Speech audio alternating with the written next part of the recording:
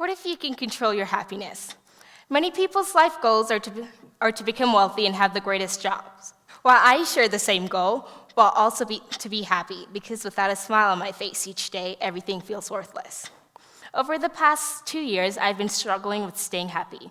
I always wondered what the world thought of me, and I had no idea how it was tearing my life apart. During this period, I've realized there are many factors to truly being happy: mentality, gratefulness, environment, and confidence. Last year, boosting my self-esteem was one of the hardest jobs. I always wondered what the world thought of me, and I had no idea how it was tearing my life apart. I couldn't walk around without feeling like I was being judged because of my physical features or presence. Until eventually, I learned how to be more optimistic and open-minded. I thought about the great parts of life instead of the dreadful. I thought about the greatness that I could obtain from just by doing the simplest things.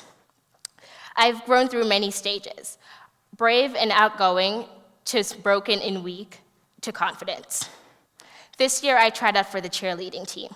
When I walked into the auditions, I felt the scariest but most encouraging feeling.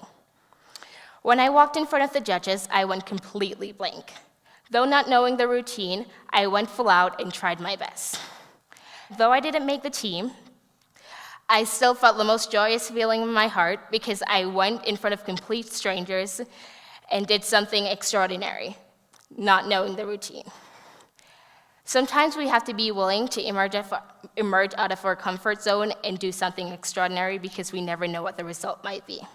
We were all created with amazing talents that no one has the right to take away from us. Because like what Sarah Haswani says, happiness is when you feel good about yourself without the need for anyone else's approval. Adjusting to a new lifestyle was very tough. It took me about 1.5 years to understand my environment and the personalities of others. But after 4 sad years of missing Jamaica, I finally returned.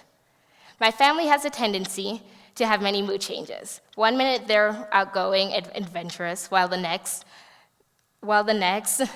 they're lazy and miserable. But each humid day my cousin and I spent at home, we spoke about our daily events. I will never forget the humorous days we spent together and how we've shared our moments of growing up. Those are the reason why my vacation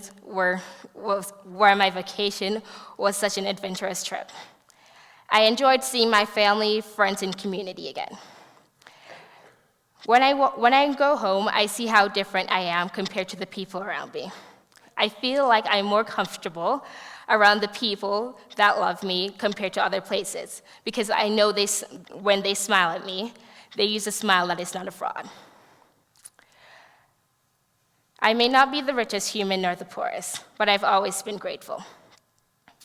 Many people aren't sure what they will be eating tonight. Many children don't have a bed to sleep on nor clothes to wear. So what gives me the right to be selfish? The poorest people have nothing, but yet still act as if they have the greatest life compared to the wealthy. They make the smallest portion they have the biggest thing in the world, while we make the most insignificant things seem as if it's the end of the world. Make each situation better. Think about the great parts of life. Sometimes it might take a blink of an eye to truly find a way to smile, while sometimes it might take months. But always remember that miracles can happen to anyone. Or as they say in Jamaica, who Jah bless, no man curse. Thank you.